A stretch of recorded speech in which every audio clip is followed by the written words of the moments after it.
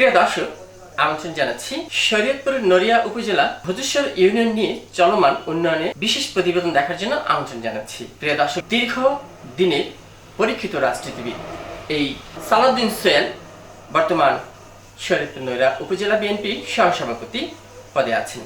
গুঞ্জন শুনছি দীর্ঘদিনের এই পরীক্ষিত রাজনীতিবিদ সমাজ সেবায় সবসময় ছিলেন। আসছে নির্বাচনে ভোজেশ্বর ইউনিয়ন চেয়ারম্যান পদপ্রার্থী। একটু জানবো আজকে সালাউদ্দিন সোহেলের কাছ থেকে ভোজেশ্বর ইউনিয়ন কেমন আছে এ বিষয়ে। আসসালামু আলাইকুম। ওয়ালাইকুম আসসালাম।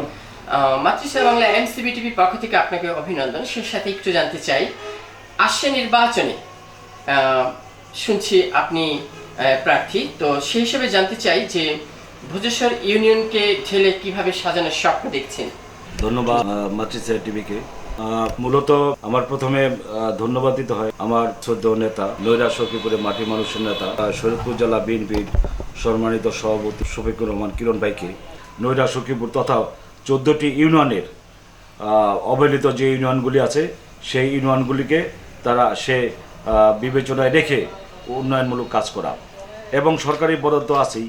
তো যেহেতু আমি দীর্ঘদিন যাবৎ রাজনীতি করতেছি, আমি স্বৈরাচার এরশাদের বিরুদ্ধে আন্দোলন করেছি।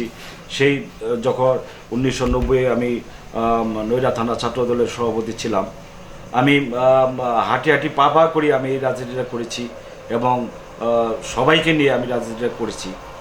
সো এখন আমার যেই একটা বয়স হয়েছে, এই বয়সে আমার চাওয়া পাওয়ার কিছু নেই। আমরা সম্মান নিয়ে মান সম্মান নিয়ে বসবাস করতে চাই। যদি আপনি বিজয়ী হয়ে আসেন চেয়ারম্যান হিসেবে, সেই ক্ষেত্রে সন্ত্রাস এবং চাঁদাবাজ মুক্ত কতটা করবেন এবং খাল খনন থেকে শুরু করে যে উন্নয়নগুলো আছে চলমান কিভাবে করবেন? জনগণ যদি চায়, প্রথমেই তো বিজয়ী হওয়াটা পরে ব্যাপার, আগে জনগণ যদি চায় যে আমাকে আমার মতো একজন লোককে এই ভোজেশ্বর ইউনিয়নে দরকার আছে, তাহলে আমি বিজয়ী হব। বিজয়ী হলে ভোজেশ্বরে যেই সমস্যাগুলি আছে ভোজেশ্বর ইউনিয়নে, আপনার ল্যাম্পপোস্ট থেকে আরম্ভ করে মাদক থেকে আরম্ভ করে অন্যান্য যেই সমস্যা, খাল খনন থেকে আরম্ভ করে অন্যান্য যেই সমস্যাগুলি আছে, আমি আমার নেতা কিরণ ভাইয়ের সাথে আলাপ করে আমি এগুলি সমস্যা সমাধানের চেষ্টা করবো ইনশাল্লাহ, জনগণকে সাথে নিয়ে। মাদক যদি আমি দূর করতে চাই, তো এলাকার যারা সচেতন লোক আছে, যারা সাধারণ মানুষ আছে, সবাইকে দরকার আছে সম্পৃক্ত করার জন্য। তার সাথে সাথে প্রশাসন, তার সাথে সাথে আপনার সর্বস্তরের জনগণকে আমি একত্রিত করি এবং প্রশাসনের সহযোগিতা নিয়ে এই মাদক বিরোধী অভিযান চালাতে চাই।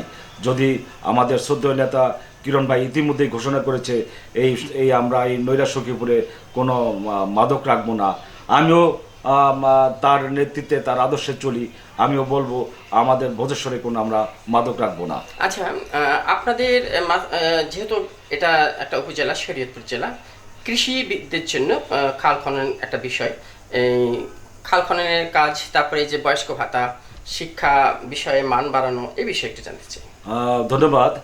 ইতিমধ্যে আপনারা জেনেছেন যে আমাদের দলের প্রেসিডেন্ট জনাব তারেক রহমান, তিনি যেই উদ্যোগগুলি নিয়েছেন সেই উদ্যোগগুলি এখন সফলতার দিকে এগোচ্ছে এবং এই যে আপনার যেই ফ্যামিলি কার্ড, কৃষকদের জন্য কৃষি কার্ড, এগুলি তো অলরেডি কয়েকটা জেলায় আপনার